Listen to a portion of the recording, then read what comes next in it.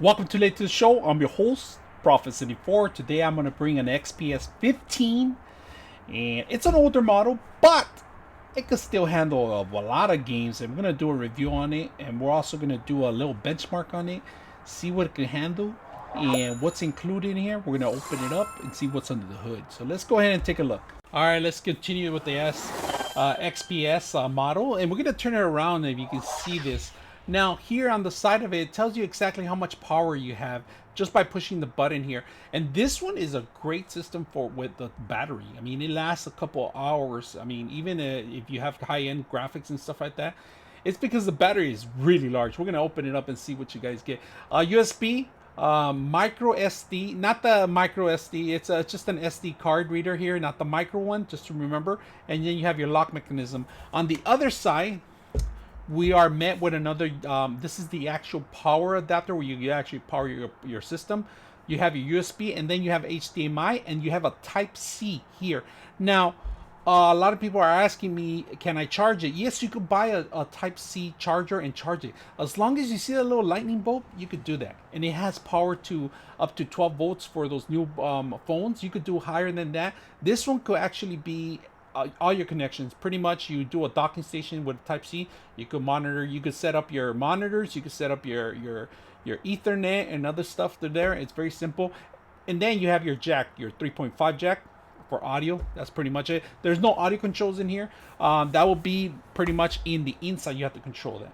Powering it up is easy. Just turn on the button, it cranks up, and everything goes up to no. Now this is a touchscreen, and the bad thing about, like I said, the camera's on the bottom. It's unfortunate that the camera has to be up here because it's no good when it's down here. A lot of people are complaining, especially women, if they're like showing their chests. Pretty much, that's kind of like, you know, inconsiderate for Dell to create something like that.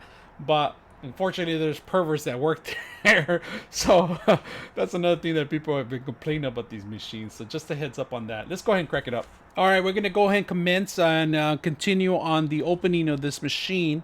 I had a little, unfortunately, problems with one of the screws, but we were able to remove it. In one of our videos, we're going to post up how I remove the screw on some of these things. But let's go ahead and continue and talk about a little bit about the inside of the machine. If you can see here, it takes about, 60 to 70% of the majority of the real estate on the motherboard. The battery, and the battery is a big battery because this is a big system that needs a lot of power because it includes a very powerful GPU, which is, we're talking about the NVIDIA GPU that's included in here. So there's a CPU and a GPU included. This is the GPU on this side, and if we ever start getting overheating on either one, you can always come back and replace thermal paste. Now, to remove the thermal, to add and remove the thermal paste, you're gonna have to remove a couple screws and take off a couple of fans in here. And this is very fragile. This is actually made of copper. It's embedded and coated in a certain paint so it can continue keeping it cool. Upgrades on this machines are very simple. You could do your SSD, your solid state hard drive in here. It's very simple to upgrade. And as you can see, it is required to put in maybe a thermal tape, a double-sided thermal tape, so it could keep this whole system cool. Two inserts for memory, of course. Right now we currently have 8. We could always add another 8 to make it 16. You could go up to 32 gigs on this machine. A very powerful machine, very strong, and a lot of people use it for a lot of graphic gaming, all sorts of things. Very easy to use, especially in the gaming. I mean, this is a great gaming machine. It could play Fortnite, it could play Apex. Now, one thing, if you start playing high-end, like high-definition gaming, bringing it up to 1080, you're going to require a lot of memory. Not recommending running at 8. You want to run at 16 or higher. But if you're going to run them, make sure it is also power connected, because it starts using more of the fan power, and you'll start hearing it. It starts like an engine pretty much when you're playing high-end games. Also, when you're doing 3D-dimensional reviews, like say you're using Unreal Engine or Architectural, Autodesk, and other stuff, this is going to start using a lot of that power. So you're going to hear it in the background. So the best thing you can do is always upgrade, add more memory to it, help you out. But in the long run, it's not the best machine for gaming or 3D too. So there's other better machines out there. This is just an essential for presentations, gaming, small gaming part, you know, very short stuff, you know, but not a high-end machine. This is like a mid machine. I said, if you're a student of architecture, this is a great machine for you guys. If you're a student at all, this is a great machine too. And this is also a good traveling machine. It has a good punch, a good powerful CPU and GPU, but it's a little heavier because it's made of aluminum, and then, like I said, I showed you some of the stuff. It's a little heavier than other usual. You go upgrade the SSD memory, and that's pretty much it. And if you ever have problems with your battery, you can replace the battery. Very simple. If you can see all the little arrows pointing out, those are the ones that you have to actually screws that you have to remove.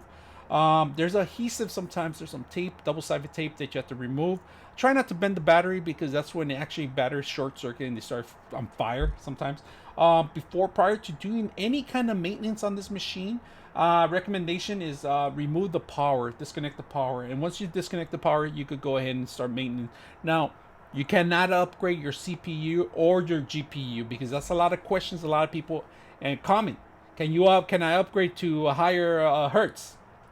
No, you can't, sir. You cannot go anything that's embedded in here. This because it's soldered into the system, and even if you can, you're gonna need a whole BIOS update on it because the BIOS is not gonna understand the GPU or the CPU that you changed out. So it's not possible. Just to let you know. So once you make your choice of buying the machine, it is what you get. Now, the great thing about it that this machine, you could still replace the memory. On the newer version, the new generation, it's soldered in there. They want you to buy a high-end machine, or at the end, you cannot upgrade those machines. So you still have time to go upgrade. This is a great machine to travel and do all your sorts of things. So, like I said, if you have any questions or any comments, I'm your host, Prophet74, and we're out.